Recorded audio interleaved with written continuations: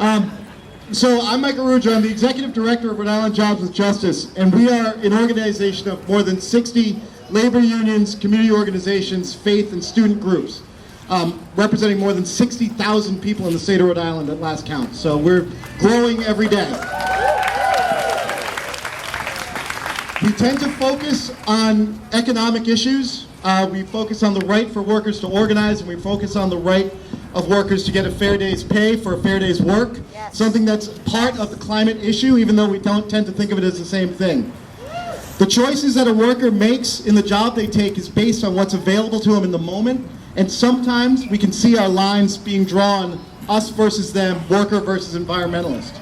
I can tell you right now that every worker goes home and lives in the same world that you live in. That they go home and they raise the same children, they send their kids to the same schools that you send, well, me, that you do. But the choices that we've made as a population, and looking out at this population right now, are the things that brought us to this moment today.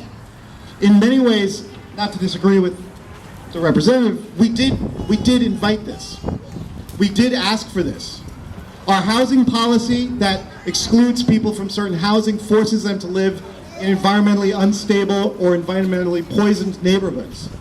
Our school policy where white flight, where white families withdraw their children from urban schools, leads to deterioration of public schools and is a factor of racism and a factor of the environment. The two are hand in hand with each other. And to separate them, we do so at our peril. So we need to rethink how we think about it and say, when we say the environmentalist movement and when we say the green movement, we have to say Black Lives Matter. When we say the environmental movement and when we say reforming ourselves, we have to say we have to look at the root cause. It's the way we distribute property and the way we distribute wealth in this system. We have to understand that unrestrained capitalism has poisoned us, and some of us in this room, in this field here, or whatever the hell this is, have benefited from that. And we have to acknowledge the benefits that we've received from it. And we have to acknowledge our responsibility when it comes to that. When we move into a neighborhood that doesn't have a good bus line, we are making an environmental choice. And we have to reject that choice, right? What this is calling for is a climate movement that is based on total justice and total humanity, where we include every aspect of every human being into our movement and start from the fringe and work to the center. Start in Olneyville, where companies like Brady Sullivan spew lead into the air every single day because they get a historic tax credit that I know some of you have benefited from. Is that true? Yeah, it is true. I know it is. I actually can identify for you.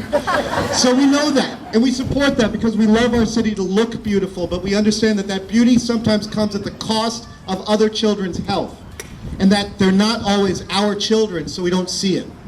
What we need to do is reset the ecology of our heart and the ecology of our desire to do better when it comes to treating our people. Who here is a landlord? Are there any landlords in here? Anyone renting place? There we go. So Rhode Island has an incredibly high rental rate approaching that of Boston. That is a negative that forces working people into more environmentally unstable neighborhoods. We have a duty to reduce that rent. We have a duty to increase rates of pay. And we have a duty to support workers' rights to organize. Because it is only through economic democracy and only through on-the-ground working people organized to combat the system that is destroying our planet will we win. We have economic power, well, we have political power, and in this field we have probably more political power than we have economic power, really. How many people here have supported a union organizing drive? How many people are members of a union? How many people have shown up on a picket line?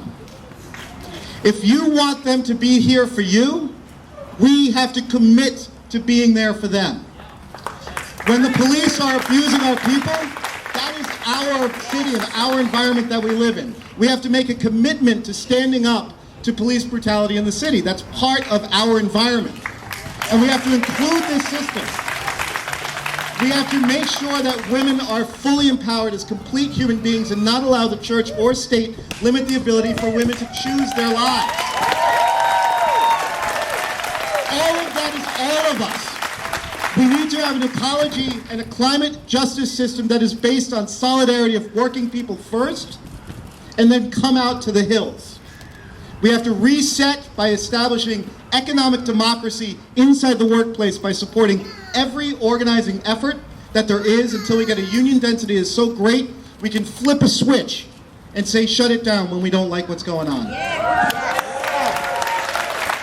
The building behind me does have power, but the real power that lives here is down by the Woonasquatucket River and those tenements that are filled with families that go to work every day.